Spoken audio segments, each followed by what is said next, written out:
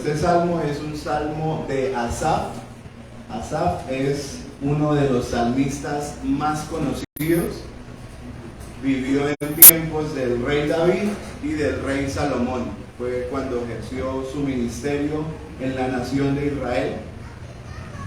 Y este salmo es un salmo didáctico, se conoce así, o un salmo de sabiduría, que lo que busca es enseñar doctrina al pueblo, pues a través de un salmo. Ustedes saben que un salmo es un poema o una canción. ¿Listo? Entonces, en este salmo vamos a encontrar 4 cosas o 4 puntos que son repetitivos a lo largo de los 37 versículos que vamos a ver hoy. Y vamos a ver la bondad de Dios primero. Segundo, vamos a ver la maldad del hombre, en este caso del pueblo de Israel. Tercero, vamos a ver los castigos de Dios para con su pueblo. Y cuarto, vamos a ver la esperanza que Dios daba a este pueblo en la siguiente generación o con los hijos. Entonces, primero, la bondad de Dios. Segundo, la maldad del pueblo de Dios, en este caso. Tercero, el castigo de Dios a su pueblo. Y cuarto, la esperanza de Dios con la siguiente generación. Así que vamos al texto. Es el primer versículo. Escucha, pueblo mío, mi ley. Inclina vuestro oído a las palabras de mi boca. Abriré mi boca en proverbios y hablaré cosas escondidas desde tiempos antiguos, las cuales hemos oído y entendido que nuestros padres nos las contaron. No las encubriremos a sus hijos, contando a la generación venidera las alabanzas de Jehová y su potencia y las maravillas que hizo. Entonces, ¿cómo empieza el salmo? El salmista empieza llamando al pueblo, diciéndole a la gente de Israel, en este caso, ustedes tienen que venir y escuchar. Tienen que venir e inclinar su oído, prestar atención. Como cuando usted le están contando un secreto, como cuando usted le están diciendo, puede sonar feo, ¿no? Como un chisme, como algo que solamente usted puede saber, algo íntimo. Entonces se le acercó al oído y le contó algo. Eso es lo que le está diciendo el salmista. Preste atención. Esto que le voy a decir a ustedes es muy importante. Ustedes lo tienen que saber. ¿Y qué sigue diciendo? Dice, y esto no se lo podemos ocultar a nuestros hijos. La siguiente generación tiene que saber qué fue lo que Dios hizo con nosotros. Entonces el salmo empieza haciendo un llamado al pueblo como tal. Tienen que venir y conocer lo que yo les voy a decir a continuación. Tienen que venir y escuchar esto que yo traigo para ustedes. Escucha, pueblo mío, mi ley.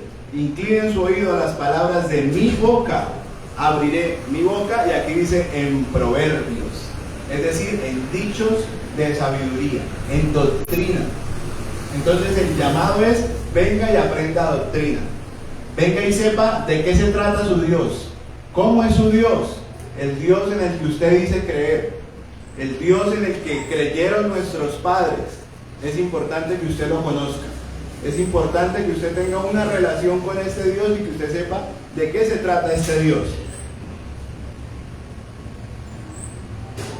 Versículo 5, aquí es donde empieza a tratar acerca de lo bueno que Dios hizo con la generación anterior.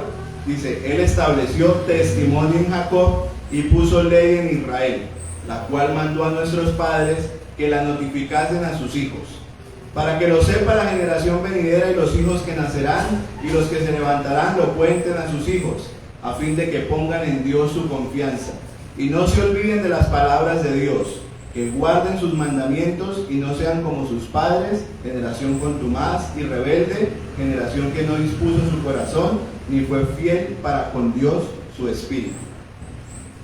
¿Qué está diciendo acá el salmista en estos versículos que leímos?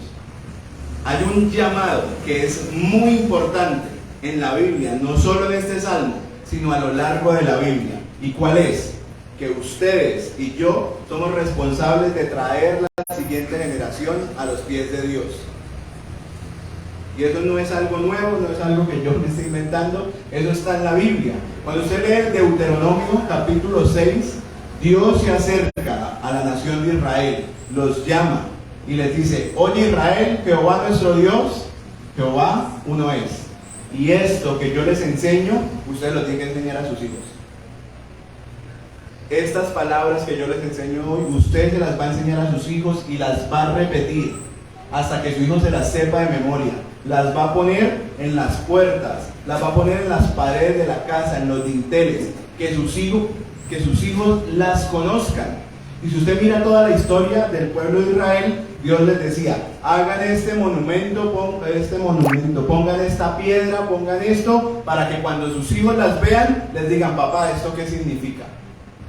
Les digo, ustedes celebren la Pascua y pongan la sangre y maten el cordero como yo les enseñé que lo tenían que matar, y cómanselo de la forma que yo les enseñé que lo tenían que comer, y marquen con las hierbas amargas, y tenían que marcar las puertas y tal.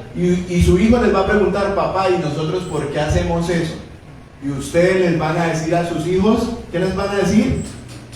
Porque esto celebramos, que el ángel de la muerte pasó en Egipto, murieron los primogénitos de los egipcios, pero los hijos de nosotros no murieron, ustedes no murieron. Y ustedes tienen que recordar de esa forma que Dios es Dios y Dios es bueno. Entonces había un mandamiento y hay un mandamiento. Usted tiene que enseñarle lo bueno que Dios hizo con usted a la siguiente generación, a sus hijos. Ellos tienen que conocer el Evangelio. Por eso usted trae a sus hijos a la iglesia. Por eso los niños son parte de la iglesia. Y usted sí leyó ese pasaje en los evangelios, cuando al Señor le acercan niños para presentárselos, y los discípulos dicen: no moleste al maestro porque sí, el maestro está ocupado. Y el Señor dijo: no, dejen que los niños vengan a mí, porque para ellos es el reino de los cielos, de los tales es el reino de los cielos. Ahora, muchas personas dicen: sí, pero eso era el Antiguo Testamento, eso era con Israel solamente, porque pues para ellos era, para nosotros no. Pero resulta que usted lee en Hechos capítulo 2, versículos del 36 al 37, es el día de Pentecostés, el día que el Espíritu Santo vino a la iglesia.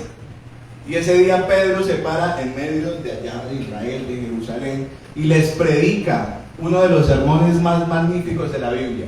Y recuerda todo esto que está recordando aquí también Asaf.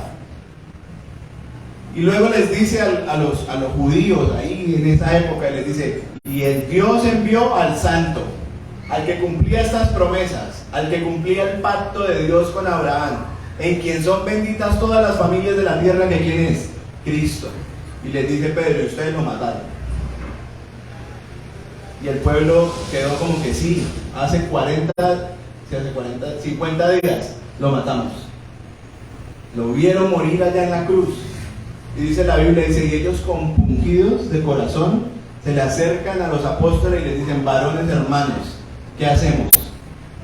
Pedro les dice: arrepiéntanse, bautícense, porque la promesa ¿para quién es? Para ustedes y para sus hijos, para los que están lejos, a los que el Señor nuestro Dios haya de llamar. Así que hay una promesa para nosotros y nuestros hijos, y el Evangelio es este. Y pues yo soy testigo de esa promesa. Mis abuelos creyentes, mis padres creyentes, y aquí estoy yo.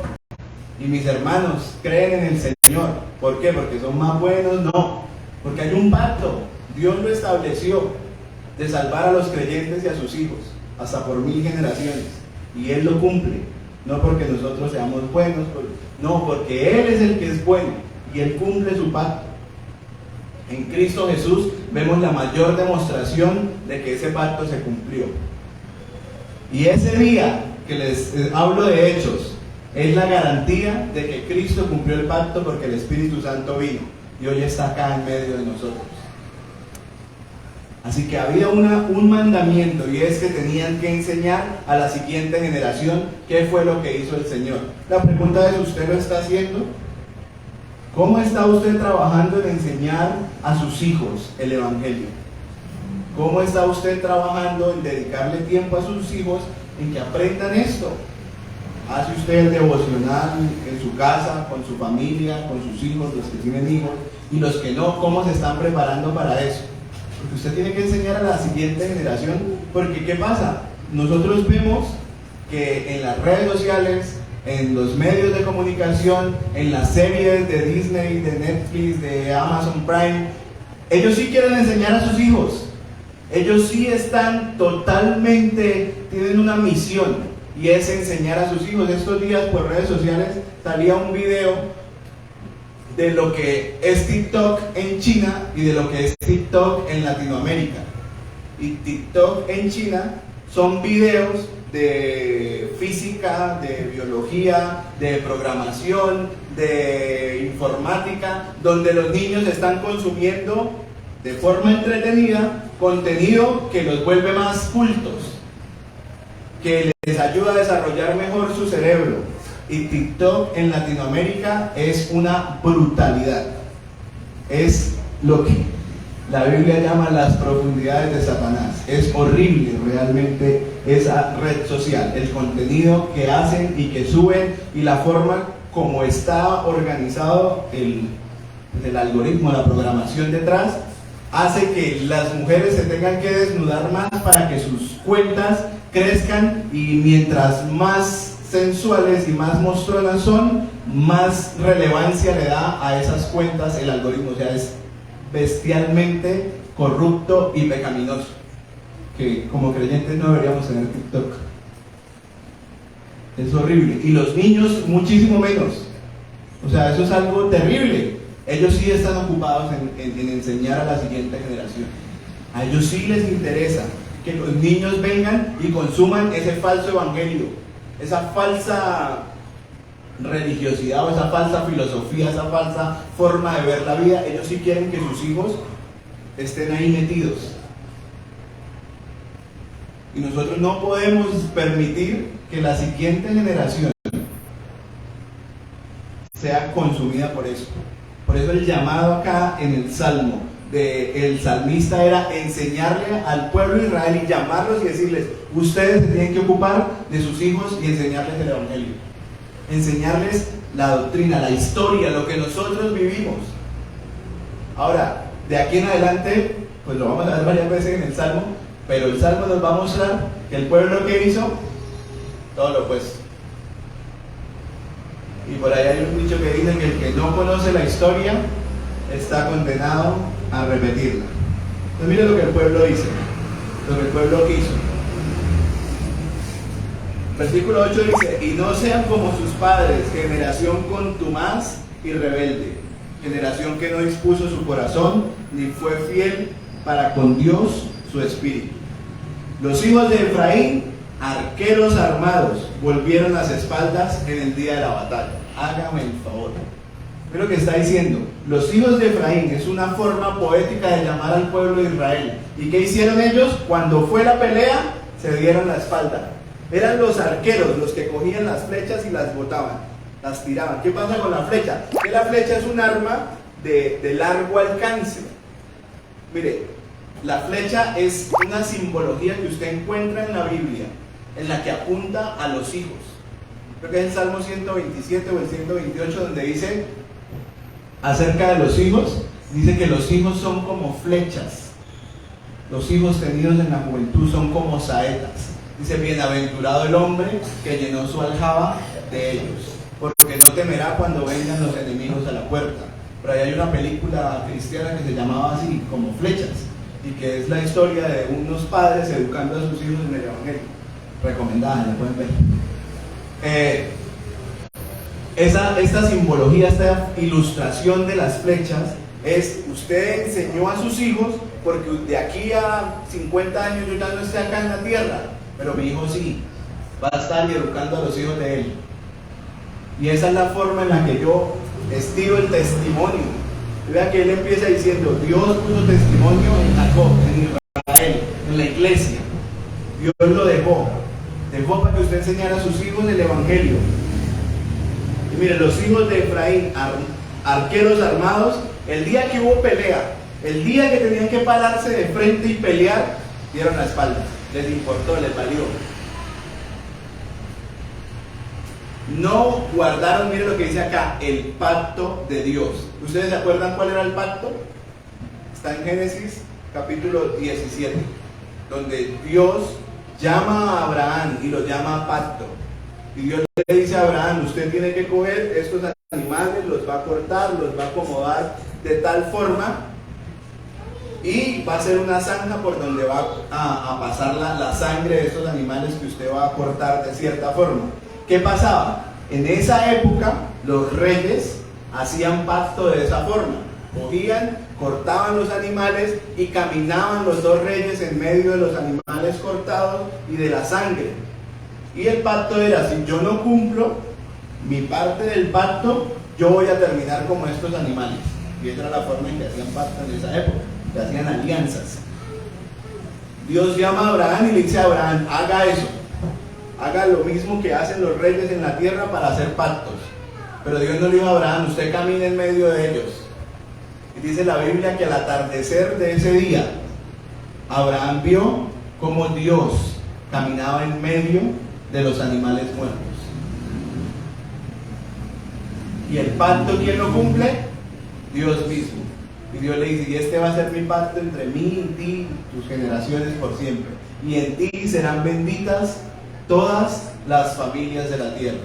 ¿En quién se cumple ese pacto? Ya lo dije hoy, solo en Cristo Jesús. El descendiente de Abraham, el hijo de Abraham, fue el que cumplió la promesa, lo que Abraham no pudo cumplir. Dios mismo se comprometió a salvar al creyente Abraham y a su descendencia, que son estos que están acá. Cuando Dios va a destruir Sodoma y Gomorra, Dios dice, yo voy a consultar con Abraham. ¿Por qué voy a consultar con Abraham? Porque Abraham va a enseñar a sus hijos después de sí a que guarden el camino de Jehová, a que se acuerden de lo que ha pasado, de la historia. ¿Y Abraham lo hizo? Sí, Señor, se lo enseñó a Isaac, a Jacob y Jacob a los 12 patriarcas. Ese era el testimonio que tenían que pasar de generación en generación, de Dios, el Evangelio, la historia que se trata es la historia de Dios. Ahora dice, ellos no guardaron el pacto de Dios. Ellos no se encargaron de enseñarle a la siguiente generación quién era Dios, que tenían que adorar a Dios, que tenían que servir a Dios y que había un Dios que era misericordioso y que les había dado todo lo que tenían. Dice, ni quisieron andar en su ley, sino que se olvidaron de sus obras y de sus maravillas que les había mostrado delante de sus padres. Hizo maravillas en la tierra de Egipto, en el campo de Zoán. Dividió el mar y los hizo pasar. Detuvo las aguas como en un montón. Les guió de día con nube y toda la noche con resplandor de fuego. Hendió las peñas en el desierto y les dio a beber como de grandes abismos. Pues sacó de la peña corrientes e hizo descender agua como ríos. Pero aún volvieron a pecar contra él, rebelándose contra el Altísimo en el desierto. ¿Qué hizo el Señor? Los bendijo. Ellos vieron la bondad de Dios. Ellos donde hacía calor tenían una nube que los protegía del sol, y cuando hacía frío y estaba oscuro tenían un resplandor que los abrigaba y que los alumbraba en el camino. El Señor les dividió el mar y ellos lo vieron. O sea, es que uno ve las películas y uno dice, uy, eso fue impresionante. Pero ellos lo vieron realmente. Ellos estuvieron ahí cuando el mar se abrió y ellos pasaron en seco. Toda esa multitud. Y a pesar de que ellos vieron todas esas maravillas, ellos vieron morir los primogénitos de los egipcios.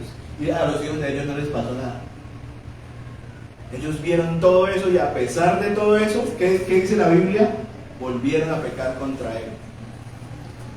Ellos vieron cómo el agua salió de la peña. O sea, eso es algo, eso son cosas sobrenaturales, milagros de Dios. Porque normalmente de una piedra no sale agua. Y el Señor les sacó agua cuando ellos estaban ahí y tuvieron sed. Y pecaron contra el Señor. La pregunta es, ¿usted es así? ¿Usted se detiene a mirar lo bueno que ha sido Dios con usted? Cuando usted tiene ofertas para pecar, invitaciones para hacer el mal, usted se detiene y mira, y el Señor ha sido conmigo tan bueno, ¿yo cómo voy a pecar? ¿Yo cómo voy a pecar si es por mi pecado que Cristo tuvo que morir? Lo más bueno que me pudo pasar a mí es que Cristo murió por mí.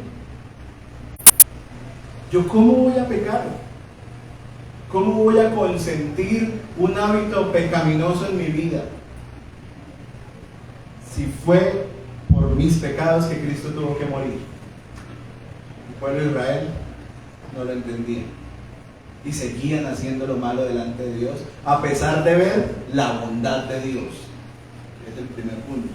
Dios fue muy bueno, y Dios con ustedes y conmigo ha sido muy bueno. Estamos bien, tenemos salud, tenemos vida, tenemos todo para servirlo a Él, y nos ha dado a Cristo. Ustedes tienen una iglesia en Girón donde el evangelio es predicado. Tanta gente engañada, ¿no les va a pesar? ¿Sí o no? Eso va a pesar. Cuando uno pasa por las iglesias grandes en Girón y uno ve tantas personas engañados, realmente engañados. Muchos de ellos quizás son del Señor y los están abusando en otra iglesia, les están sacando el dinero, les están robando la vida. Eso va a pesar. Pero usted no. El Señor los sacó de pronto de una de esas iglesias y los trajo acá, donde hay comida, verdadera comida. El Señor ha sido muy bueno. Y nosotros tenemos que estar agradecidos por esa bondad del Señor y celebrar esa bondad del Señor. ¿Cómo? Honrándolo a Él, no pecando más, apartándonos del mal. Versículo 18: pues tentaron a Dios en su corazón, pidiendo comida a su gusto, y hablaron contra Dios. Y es que, ¿sí o no? O sea, uno lo lee y uno piensa, impresionante esta gente. Pero cuando usted se da cuenta, así es todo el mundo. Porque Dios a todo el mundo le da. Y todos hablan contra Dios, reniegan, se quejan. Usted mira los comentarios de mucha gente en redes sociales, insultan a Dios, son soberbios contra Dios.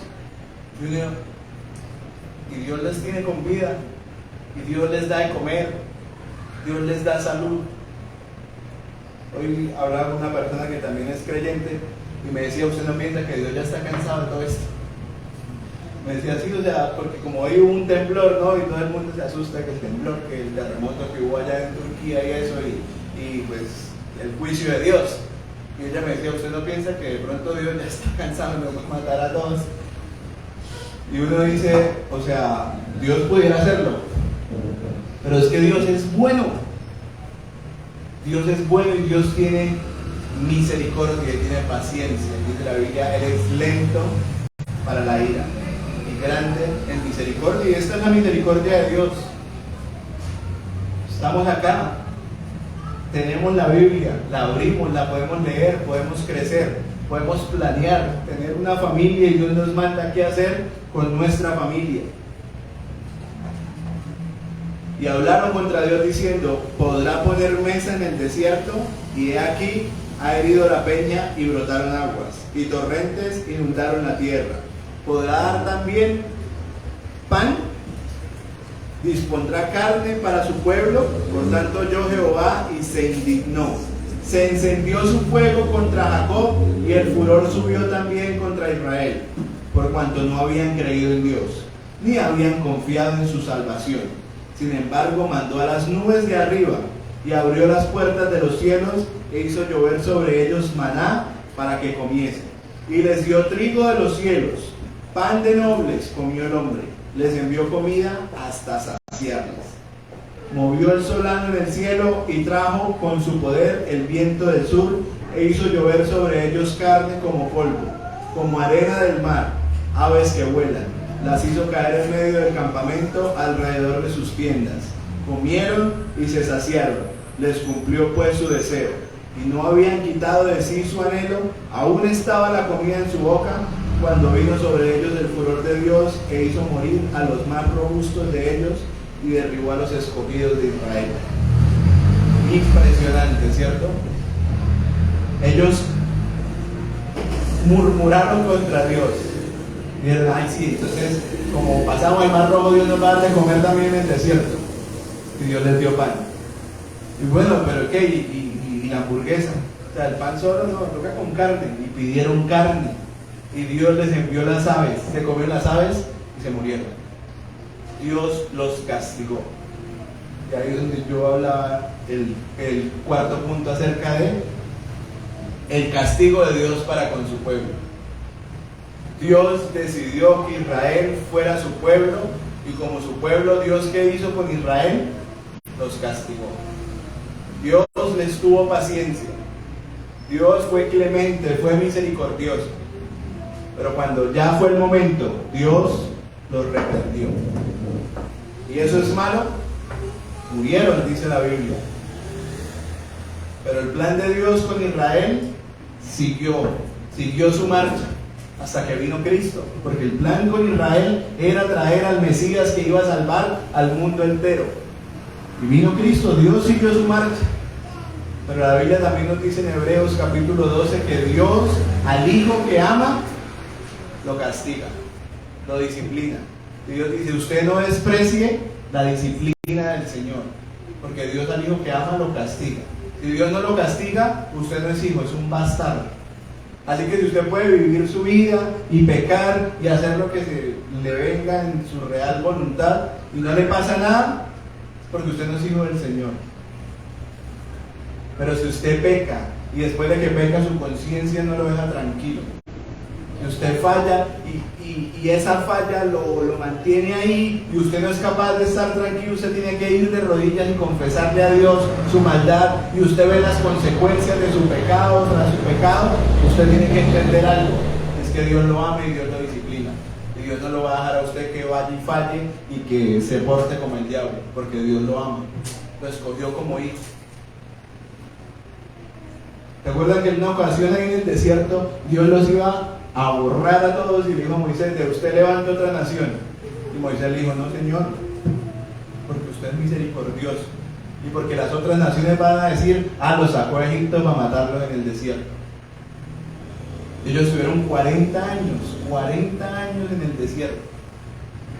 Tuvieron ropa, tuvieron zapatos, no se les desgastó la ropa, tuvieron de comer, hubo maná. Usted lee la Biblia y cuando llega ahí en Josué y cruzan el Jordán, hasta ahí les llegó el maná. Cuando ya recibieron la tierra y tuvieron para cultivar y para comer, listo, no hubo maná el siguiente día. O sea, es impresionante la bondad de Dios con esa nación. No lo vieron. Seguimos leyendo el pasaje y dice, y a pesar de eso, volvieron otra vez a pecar, se volvieron otra vez a apartar. ¿La historia de quién? La historia suya y mía. Entendemos el Evangelio, lo conocemos, y a pesar de eso, fallamos, nos apartamos, no somos perfectos. ¿Qué necesita este pueblo de Israel y ustedes y yo? Un Salvador como Cristo. Era necesario. La Biblia dice, porque por las obras de la ley ningún ser humano puede ser justificado delante de Dios. Necesitábamos a Cristo. Era necesaria la bondad de Dios personificada en Cristo. Que Cristo viniera y cumpliera lo que Israel y nosotros no pudimos hacer. La obediencia perfecta que Dios demandaba era necesario que fuera cumplida en Cristo, para que hubiera esperanza para gente como usted y como yo. Estábamos desahuciados, este pueblo desahuciado total, o sea, la maldad del corazón de ellos era muy notable, la de ustedes y la mía también. Pero vino Cristo, nos salvó, se entregó en la cruz y murió en la cruz y sufrió el dolor, la ira de Dios sobre él en aquel madero, para que usted y yo fuéramos rescatados de la condenación eterna de parte de Dios. Y para ustedes y para mí hay esperanza. Y ahora nosotros podemos esforzarnos y guardar esos mandamientos que el pueblo no quiso cumplir. Y si fallamos, tenemos nosotros un abogado para con el Padre, y es a Cristo. Que Él es nuestro abogado y Él es el que se presenta como intercesor por nosotros. Y Dios el Padre nos ve a nosotros en Cristo. Y hay esperanza para nosotros y nuestros hijos. Así que nosotros somos responsables de decirle a nuestros hijos, ustedes son especiales para con Dios, pues Dios nos eligió a nosotros, nos dio a Cristo, nos dio el Evangelio, usted necesita oír el Evangelio. Y usted tiene que coger a sus hijos y meterle el Evangelio por todos lados. Y estorbarle el pecado lo más que pueda. Esa es su misión. Yo recuerdo una vez hablando con mi hermano y una cuñada, y ellos tenían como una visión de la paternidad muy secularizada en esa época. Eso fue hace muchos años. Y ellos decían, no es que nosotros vamos a ser amigos de nuestras hijas. Y hace como 2 años volvimos a hablar y dijeron, no, yo no soy amigo de mi hija ni amiga de mi hijo. Yo soy el papá, yo soy la mamá. Dios me mandó fue a hacer eso, a estorbarles la maldad. Seguimos, versículo 32. Con todo esto pecaron aún y no dieron crédito a sus maravillas. Por tanto consumió sus días en vanidad y sus años en tribulación. Si los hacía morir, entonces buscaban a Dios. Entonces se volvían solícitos en busca suya y se acordaban de que Dios era su refugio y el Dios Altísimo su Redentor. Pero le lisonjeaban con su boca y con su lengua le mentían, pues sus corazones no eran rectos con él, ni estuvieron firmes en su pacto. Mira lo que pasó con ellos. Ellos pensaron que podían engañar a Dios, que podían con los labios decir yo amo a Dios y citar el credo, citar los catecismos, las confesiones, pero con el corazón y con sus obras hacían cualquier otra cosa. Y el Señor, cuando vino al pueblo de Israel, se lo dijo, le recordó las palabras de Isaías: este pueblo de labios me honra, pero su corazón está lejos de mí, porque en vano me honran guardando mandamientos de hombres. Así que esa es la historia del pueblo de Israel. Pecado, Dios los salva, les da, vuelven y pecan, Dios los salva, les da, vuelven y pecan. Y ellos tenían la responsabilidad de enseñarle a la siguiente generación qué fue lo que Dios hizo. Usted sigue la historia del pueblo de Israel en el libro de los Jueces, usted empieza a leerlo y dice: y hubo una generación que no se acordó de Josué ni de Moisés, y se alejaron del Señor y se fueron a adorar a otros dioses. Pregunta, ¿eso es lo que usted quiere para sus hijos? ¿Usted se ha imaginado la vida de sus retoños de aquí a 20, 30 años lejos del Señor? Para terminar, este año estuve en la Asamblea Nacional de nuestra iglesia y hablé con un pastor norteamericano que tiene como unos 70 años. El señor es biblista, traductor de la Biblia, y hablaba con él y me contaba acerca de sus 2 hijos mayores alejados del Señor. Y yo veo mis 2 hijos chiquitos y yo, uy, Dios mío, o sea, el Señor es pastor, tiene mucha más teología que yo en la cabeza, y los hijos alejados del Señor. Y pues yo pensaba también, mi papá tiene 5 hijos varones, y pues mis hermanos y yo amamos al Señor con nuestros pecados y todo, no somos perfectos, pero confesamos al Señor. Y eso es una gracia increíble de Dios con mi papá y con pues, mi familia. Y es mi oración por mis hijos. Espero que sea la suya y que se vaya cargado con esta responsabilidad de enseñarle el Evangelio a sus hijos. Oremos.